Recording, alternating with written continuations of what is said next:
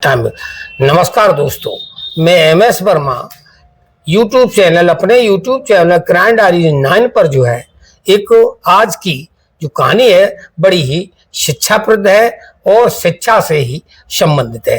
तो कहानी शुरू करने से पहले मैं आपसे फिर वही रिक्वेस्ट करेंगे, जो इस यूट्यूब चैनल पर नए हैं, जो नए लोग देख रहे हैं, वो कृपया हमारे क्राइम डायरी 9 चैनल को सब्सक्राइब अवश्य कर लें। और जो लोग पुराने हैं, हमारे व्यूअर्स हैं, उनसे भी अनुरोध है कि इस कहानी के बारे में लास्ट में कमेंट और लाइक जरूर करिएगा। आपके लाइक कमेंट करने से ही हमें एक उत्साह मिलता है, मनोबल मिलता है। उसी के मजे से हम जो है कहानी फिर नई कहानी को नए उत्साह के साथ जो है सुनाता हूँ और सुनाने में अच्छा भी लगता है। दोस्तों, बोर्ड की परीक्षा चल रही है, बोर्ड के इम्तिहान चल रहे हैं, परीक्षा चल रही है। और बोर्ड के परीक्षा इम्तिहान जब चल रहे हैं तो उसके बाद भी जो है कॉपी भी जांची जाएगी। तो कॉपी जांचने का नंबर आ जाता है। अक्सर करके जो लड़का लड़कियां हैं, जो ज़्यादा एक्सपर्ट बनते हैं या जो होशियार भी होते हैं, कुछ चालाक चतुर होते हैं, वो उन कॉपियों में कभी 100 का नोट, 50 का नोट, 500 का नोट रख देते हैं और रिक्वेस्ट लिखते हैं, प्लीज़ मेरी इज्जत का सवाल है, मेरी शादी का सवाल है, मेरी शादी टूट जाएगी, और अगर मैं पास ना हुआ तो मेरे पिताजी मेरा कॉलेज जाना छुड़वा देंगे। इस तरह की तमाम बातें लिख करके जो है उस कॉपियों में नोट रख देते हैं और रखते आए हैं, आज भी रखा जाता है। तो जो आज की कहानी है वो उत्तर प्रदेश की है और उत्तर प्रदेश में जगह पड़ती है, उस जिले का नाम होता है मुरादाबाद। मुरादाबाद में एक जो टीचर हैं जो कॉपी जांच रहे हैं, उनका नाम जो होता है, उनका टीचर का नाम होता है इरफान।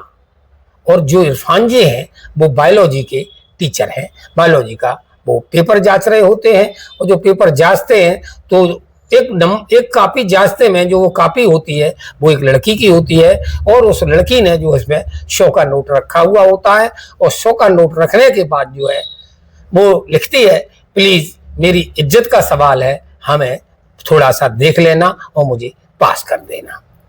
अभी तक तो ये यहाँ तक तो सामान्य सी बात है, लड़का ऐसा ही करते हैं, लड़कियां भी ऐसा करती हैं। मगर जो लड़की है जिसका नाम आबिदा है, आबिदा ने क्या किया, इतना करने के बाद, रिक्वेस्ट के बाद भी उसने जो है एक लाइन और लिखी है, और उस लाइन में लिखा है कि आप चाहें तो हमसे संपर्क भी कर सकते हैं और वो अपना मोबाइल नंबर भी उसको दे देती है। मैं इस बात के लिए भी तैयार हूं।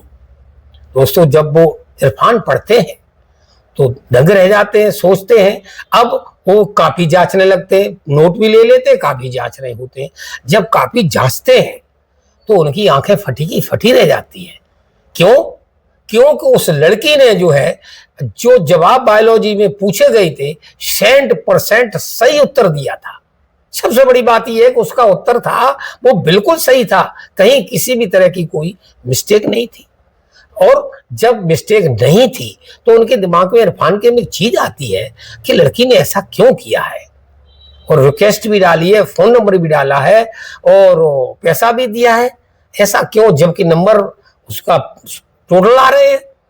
तो उनके दिमाग में जो है अब एक तस्वीर चलती है, पुलिसिया दिमाग चलता है, टीचर पुलिसिया दिमाग भी लगाते हैं कि कहीं ऐसा तो नहीं है कि इस लड़की ने भी उसी अपने कॉलेज में किसी को ऑफर दिया हो और उससे कॉपी लिखवा ली हो। ऑफर देने के बाद जो ऑफर उसने लिखा, मोबाइल नंबर और मैं मिल भी सकती हूँ, तो ये भी एक हो सकता है। तो इस पर भी वो विचार करते हैं। और कभी ऐसा सोचते कहीं दूसरे टीचर ने कॉपी लिख करके अपने हैंड राइटिंग में इसको जमा न करा दी हो। ये तमाम बातें वो सोचते हैं। वो फिर बाद में एक निर्णय लेते हैं, जो होगा सो देखा जाएगा, पहले कॉपी जांचते हैं।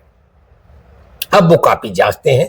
कॉपी जब जांचते हैं तो उसमें जो है 93% वो लड़की का मार्क्स बिना सिफारिश, बिना रिश्वत और बिना मतलब उसके आ जाता है। जो लड़की ने सही लिखा होता है उस आधार पर लड़की का नंबर जो है 93% बायोलॉजी में वो पा जाती है।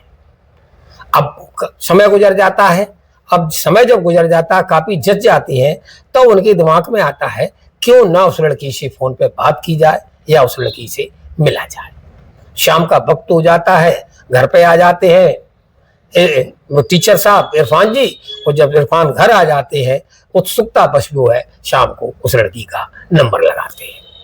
तो इधर से जब नंबर लगाया जाता है, जो नंबर उसने दिया था, तो वो इरफान कहते हैं कि आप आबिदा बोल रही हो? तो लड़की कहती है जी सर, मैं आबिदा बोल रही हूँ, मगर मैंने आपको पहचाना नहीं है, आप कौन है, कहाँ से है, अपना तो परिचय दीजिए। तो वो टीचर साहब कहते हैं मैं जो है बायोलॉजी का टीचर हूँ, और आपने जो है वो जो हरकत की है उसकी आपको सजा जरूर मिलेगी। लड़की डर जाती है, घबरा जाती है, पसीना पसीना हो जाती है, और वो कहती नहीं साहब, मैंने कोई ऐसी बात नहीं लिखी है, कोई ऐसी हरकत नहीं की है, बस मेरी कुछ मजबूरियां थी, उस मजबूरी की वजह से ये हमने जो लिखा है वो इसलिए लिखा था। तो वो कहता है कि नहीं, आपको तो बगैर फेल किए हम मान ही नहीं सकते, आप टीचरों को रिश्वत देती हो, रिश्वत देने के बाद आप नंबर बढ़वाती हो सकता है आपने जो है यहाँ भी ये रखा हो प्रस्ताव, और आपने जो कापियां इस तरह से सेटिंग करके जो है लिखवा ली हो। तो वो कहती नहीं साहब, ऐसी कोई बात नहीं है, और मैं सच कह रही हूँ, आप मेरी बात पे यकीन करिएगा और आप अल्लाह पे भरोसा रखिए, मैंने ऐसा कोई काम नहीं किया है, और न मैंने किसी की सहायता की है, ली है, और न किसी को ऑफर कोई दिया है। तो वो टीचर जो है वो कहता ठीक है, अब मैं कापी जांचेंगे उसके बाद हम आपको बताएंगे। चूक कापी वो जांच चुके थे, नंबर उसके 93% में बता ही चुका हूँ, लेकिन वो जो टीचर है इरफान, उसकी लड़की की परीक्षा ले रहे होते हैं। तो लड़की रोने लगती है, कहती साहब मैंने जो गलती की उसके लिए मुझे माफ कर दो, लेकिन जो मेरे नंबर आए हो प्लीज मुझे फेल मत करना। तो वो कहते वो बात की बात करना, और जब रिजल्ट आ जाए तब मुझे बताना, तब देख लेना आपके नंबर कितने आते हैं।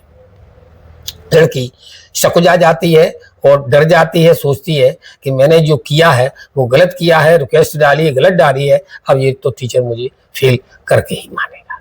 रिजल्ट आता है, और जो मैं बात कर रहा हूं वो बात 2019 की है, और जब रिजल्ट आता है तो लड़की जो है बहुत अच्छे मार्कों से पास होती है, क्योंकि वो लड़की इतनी ब्रिलियंट ही होती है, और मतलब कुल मिलाकर के जो उसके जो नंबर है वो कुल मिलाकर उसके 95% मार्क्स आते हैं, टॉपर लड़की हो जाती है और टॉप क्लास को पास करती है। टीचर भी उसका नंबर, जो टीचर इरफान है उस लड़की का मोबाइल नंबर के अलावा वो रोल नंबर होता है वो भी नोट कर लेते हैं, और वो जब रिजल्ट आता है तो वो देखते हैं कि लड़की ने टॉप किया होता है। तो इरफान को बहुत खुशी होती है, और इरफान जो है उससे मिलने का मन बना लेते हैं। और एक दिन जो है इरफान अपना उस मोबाइल नंबर के द्वारा, जो पता उसमें लिखा होता है उसके द्वारा जो है, लड़की ने पता भी दिया था, मोबाइल भी दिया था, और उसी आधार पर जो है वो मुरादाबाद आ जाते हैं। वो मुरादाबाद आते लोगों को पूछते हैं, और ऑटो वगैरह से जो उसके घर भी पहुंच जाते हैं, घर पहुंच जाते हैं, घर पे दस्तक देते हैं। घर पे दस्तक पे जो उसकी द्वार पे माँ बैठी होती है, और माँ को जब ये पूछते हैं तो कहते हैं ये आबिदा का घर है। तो वो लड़की की माँ कहती है जी सर, ये आबिदा का ही घर है। तो वो कहते हैं मैंने आपको पहचाना नहीं, आप कहाँ से आए हैं? तो जो आबिदा की मम्मी है वो तलाकशुदा महिला है, और उसके 4 बहनें हैं, कोई उसके लड़का नहीं है, यानी आबिदा का कोई भाई नहीं है।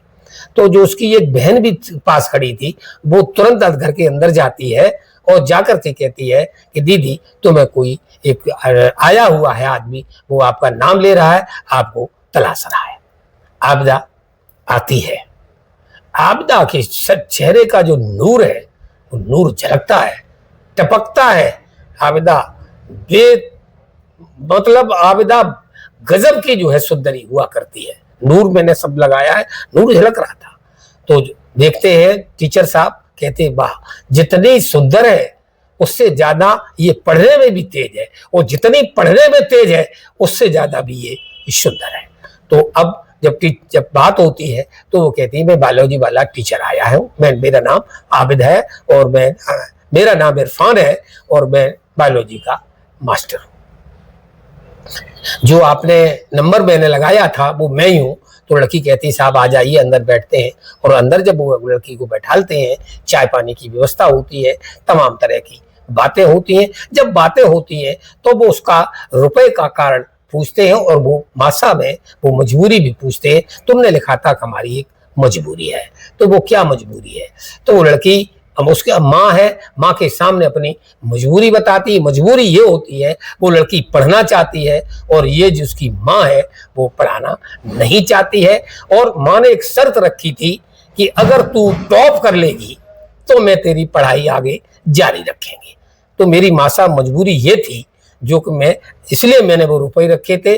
वैसे मैं जानती तो थी कि मैं पास मैं कर ले जाऊंगी, लेकिन फिर भी मैंने, और ये बात जो है रुपए वाली बात हमने अपने घर में किसी को नहीं बताई थी, अपनी मम्मी को नहीं बताई थी, अपनी बहनों को भी नहीं बताई होती है साहब। तो मास्टर साहब जो मिठाई का डिब्बा लाए थे उस लड़की के लिए, घर वालों के लिए, पहले वो सबका मुंह मीठा कराया जाता है, सबका मुंह मीठा होता है। अब वो जो लड़की कह रही है और रोने लगती है, और रो के बताती है, उसकी आंखों में आंसू आ जाते हैं। मेरी मम्मी जो है पढ़ाई मना कर रही हैं। अब नंबर जो मेरे 95% या 93% जो भी आए हैं, उन नंबरों का साहब कोई मेरे जीवन के लिए अब कोई महत्व तो नहीं रह गया है। मेरे अरमान जो है मारे गए हैं, अरमान ठंडे हो गए हैं। लड़की रोने लगती है, लेकिन जो टीचर है वो उनकी माँ को समझाते हैं और समझाते हैं, लेकिन वो माँ है किसी कीमत पर उनकी बात समझने के लिए तैयार नहीं होती है।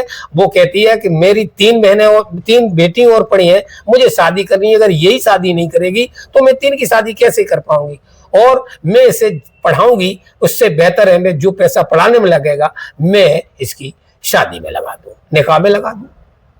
और मैंने एक लड़का देख भी लिया है और मैं अब बहुत जल्दी 1 माह के अंतर्गत जो है इस लड़की का देखा करने वाली हूं।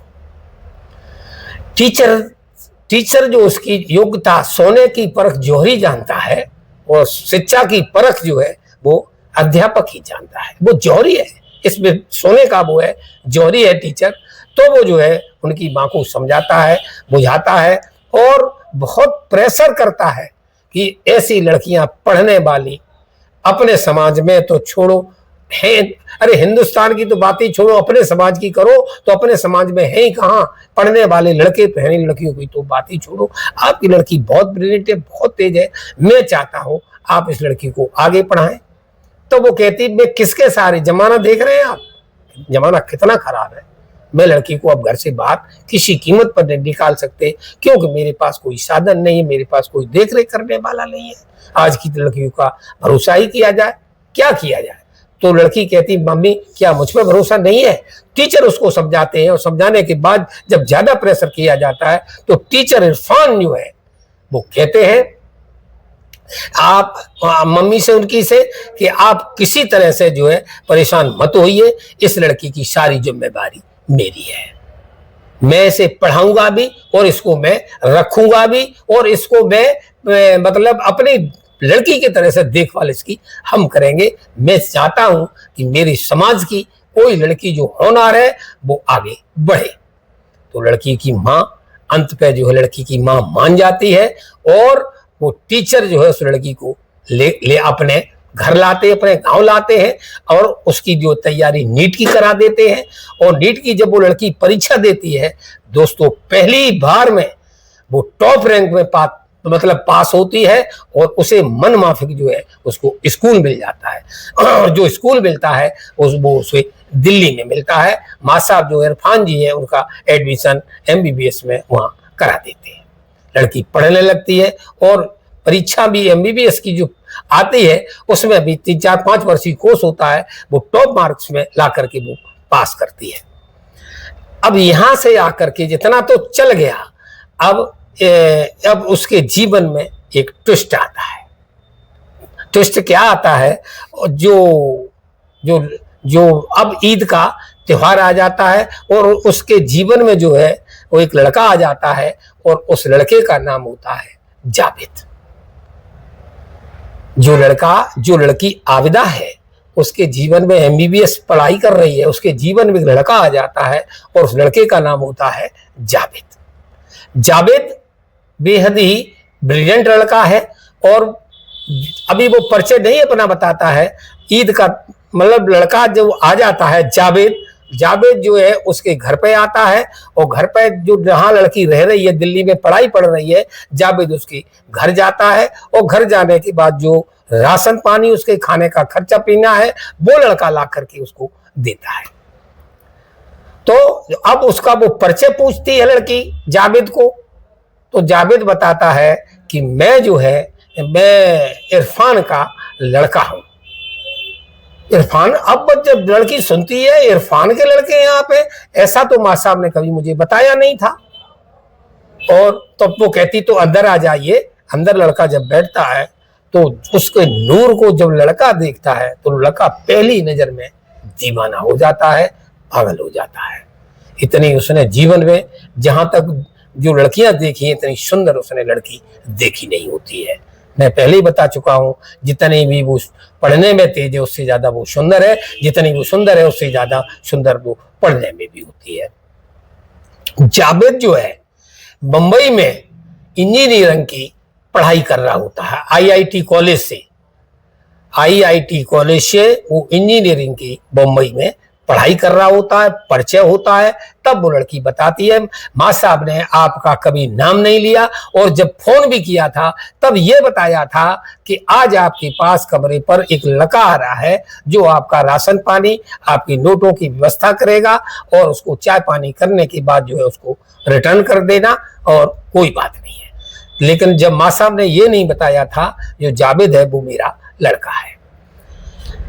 अब जावेद पैसा खर्चा देने के बाद घर वापस आ जाता है, लेकिन उसके दिलो दिमाग में जो लड़की है वो घर कर गई होती है और वो किसी वहीं पर वो नंबरों का एक दूसरे के आदान प्रदान भी कर लेते हैं और घर पे आ जाता है। लड़के के दिमाग में लड़की बस गई होती है।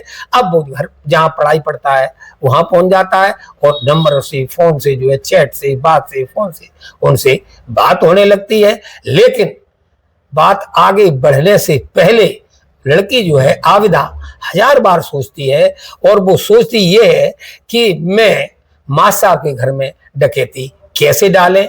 डकैती नहीं डाल सकती। जो मुझे प्यार दिया है, जो उन्होंने मेरे यहाँ तक लाए हैं, उनके साथ में किसी भी तरह की गद्दारी नहीं कर सकते हैं।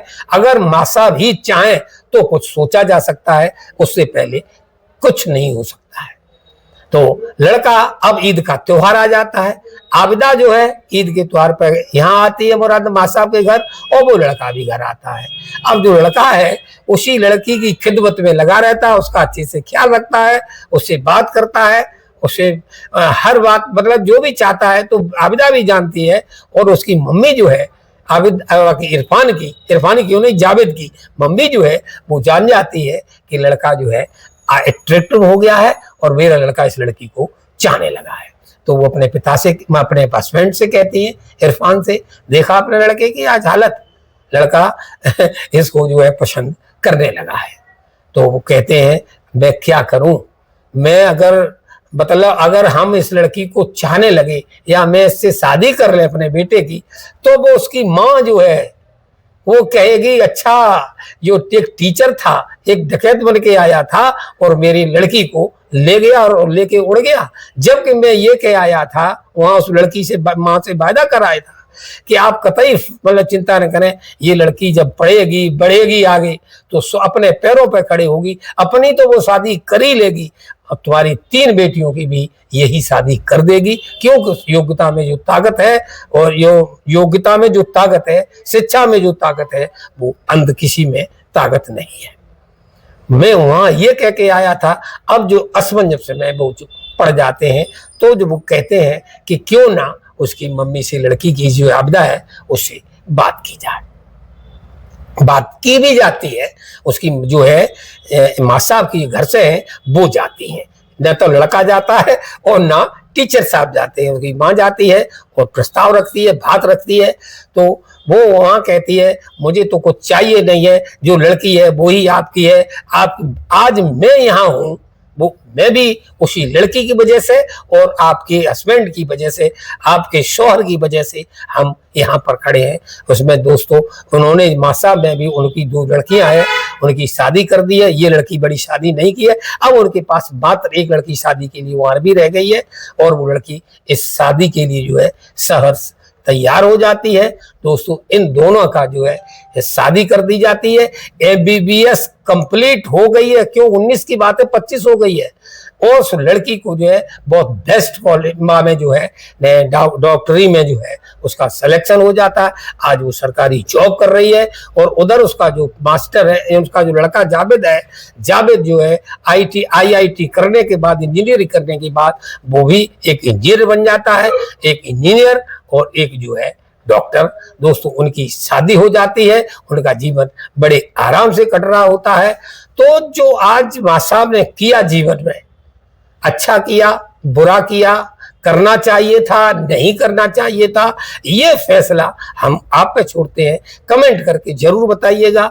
मुझे कहानी सुनाने का मतलब किसी को बदनाम करना नहीं है, किसी को परेशान करना नहीं है, किसी को हैरान करना नहीं है। कहानी आपको पसंद आई हो तो लाइक कमेंट जरूर करिएगा। नमस्कार, धन्यवाद।